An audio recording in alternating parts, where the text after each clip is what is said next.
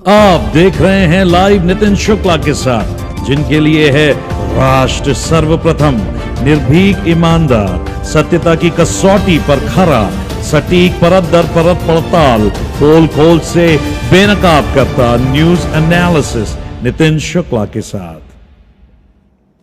किस प्रकार से देश के अंदर अलग अलग भाग से अलग अलग तरीके से एक अस्थिरता पैदा करने का प्रयास किया जा रहा है, एक माहौल ऐसा क्रिएट किया जा रहा है जिससे कि आपको ये लगे कि देश के अंदर बहुत ज़्यादा मनमुटाव है, अलगाववाद है, एक दूसरे के प्रति जहर है। ये जहर बोने वाले कोई बहुत सारे लोग नहीं, सिर्फ एक व्यक्ति है। 10,000 लोग जब आता है तो उसको जब काउंटडाउन पर लाते हैं तो वो एक रह जाता है। जी हाँ, मैं बात कर रहा हूँ 10,000 सिम कार्ड सिर्फ एक व्यक्ति के नाम पर मिले हैं। एक व्यक्ति के नाम झारखंड में जब एटीएस ने छापा मारा है, एनआईए ने जब छापा मारा है, तब 10,000 सिम कार्ड मिलते हैं जावेद के पास।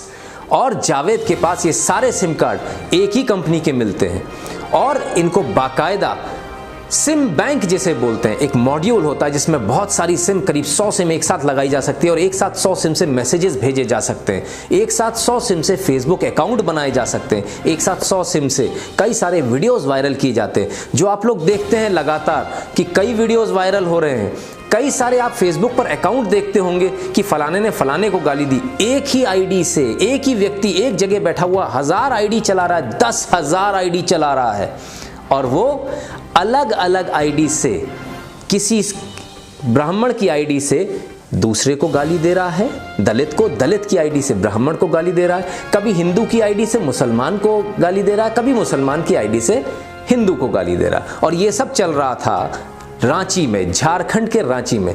जावेद जिसको पकड़ा गया है उसके पास 10,000 सिम कार्ड मिले और इसमें से 90% सिम कार्ड जो हैं, 90% सिम कार्ड एयरटेल के मिले हैं। जी हां, वही एयरटेल जिनके मालिक सुनील भारती मित्तल। ये कनेक्शन कहीं ना कहीं मिलता है आकर। जरा इसको देखिए, कैम्ब्रिज एनालिटिका उसने जो चलाना है, 10,000 सिम एक आदमी के नाम पर इशू हो गई। मैं ये जानना चाहता हूं, एक सवाल है कि 10,000 सिम एक आदमी के नाम पे इशू कैसे हो गई? 90% जिसमें एयरटेल की सिम है, 9,000 सिम एक आदमी को इशू हो जाती है। एक आम आदमी जाता है तो 9 सिम से 10 भी नहीं ले सकता, मना कर दिया जाता है कि आपको सिम नहीं मिलेगी क्योंकि आपके नाम पर ऑलरेडी 9 सिम है। तो जावेद को ये 10,000 सिम कैसे मिल गई? बड़ा सवाल है। एटीएस ने छापा मारा है, कार्रवाई चालू है, लेकिन इससे भी बड़ी बात और भी है। कई सारी चीजें आप देखेंगे कि इस पूरे एपिसोड में भारतीय मीडिया ने इसको कहीं कवरेज नहीं दिया, किसी मीडिया ने नहीं छापा। सबसे पहले देश के अंदर मैं आपको बता रहा हूं कि 10,000 सिम के साथ एक व्यक्ति पकड़ा गया है। संभवतः ये जिहाद का भी मूवमेंट हो सकता है, बहुत कुछ हो सकता है। एटीएस इसके पीछे काम कर रही है, एटीएस सब कुछ एक एक पड़ताल कर रही है। और जावेद के साथ जुनेद भी पकड़ा गया, उसका साथी भी पकड़ा गया। 2 लोग अभी तक पकड़ में आ चुके हैं और इन पर कार्रवाई चल रही है। लेकिन इस सब के अलावा एक चीज़ जो बार बार मैं आप सबसे कहता आया हूं और बार बार आपको समझाता आया हूं, किसी भी आईडी, किसी भी वायरल होती हुई चीज़ को सच ना माने जब तक अपनी आंखों से उसे देख ना लें, जब तक खुद से पड़ताल ना कर लें।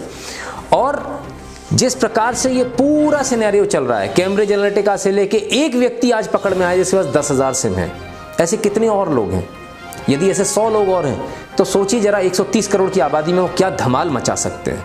आपको याद होगा 2 तारीख जो धमाल हुआ था, दलितों को लेकर जो आंदोलन हुए, तमाम सारी और बहुत सारी चीज़ें इस प्रकार की हैं जिसमें कि लगातार आपको ये चीज़ें देखने को मिलेंगी। सोशल मीडिया का दुरुपयोग जिस प्रकार से किया जा रहा है, उसको हमें और आपको बहुत समझदारी से रोकना है। एटीएस ने अपनी प्राइम जो इन्वेस्टिगेशन है उसके अंदर ये माना है कि ये विधानसभा चुनाव और आने वाले लोकसभा चुनाव को लेकर उनको इफेक्ट करने के लिए ये 10,000 सिम इशू हुई थी। सबसे बड़ा सवाल उठता है, आखिर ये 10,000 सिम इशू कैसे हुई, उन कंपनियों पर क्या कार्रवाई होगी?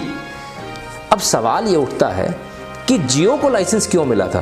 तो क्या जियो को लाइसेंस मोदी जी ने इसीलिए दिया था कि जो लोग हैं, जो पुराने कार्यकाल में पुरानी सरकारों के जो लोग समय पर लाइसेंस लेकर बैठे हैं, वो अपनी लॉयल्टीज उनके साथ दिखा रहे हैं? क्या इसकी खबर पहले से लग चुकी थी इसलिए जियो को लाया गया और जियो को एक इनके प्रतिद्वंदी की तरह मार्केट में खड़ा किया गया क्योंकि इन्होंने 10-10 हज़ार सिमें इस प्रकार से बांट रखी है?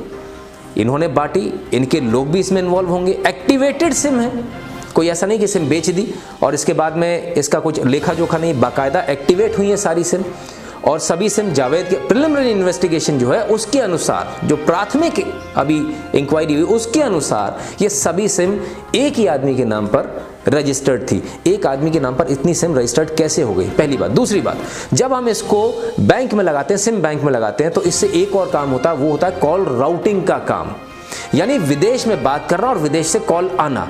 और जब ये सारे काम होते हैं तो ये जो काम है कॉल राउटिंग का, ये सरकार की पकड़ में नहीं आता कि कराची से फोन आया या कहां से आया, क्योंकि आपके पास जो कॉल आएगा वो लोकल कॉल आएगा और आपके यहां से भी जो कॉल जाएगा वहां पर लोकल कॉल जाएगा, तो ये सरकार की पकड़ में नहीं आएगा। अब इससे भी सबसे ज्यादा जरूरी बात, जावेद के जो कनेक्शंस हैं, ये कनेक्शंस बताया जा रहा है कि दुबई में जो इसका मास्टरमाइंड है वो बैठा हुआ है। तो दुबई में वो बंदा कौन बैठा हुआ है जो भारत के अंदर अपना एजेंडा सेट करने का प्रयास कर रहा है? वो कौन व्यक्ति है जो भारत के अंदर दंगे कराने का प्रयास कर रहा है, जो भारत के अंदर सरकार विरोधी, देश विरोधी गतिविधियां करना चाह रहा है?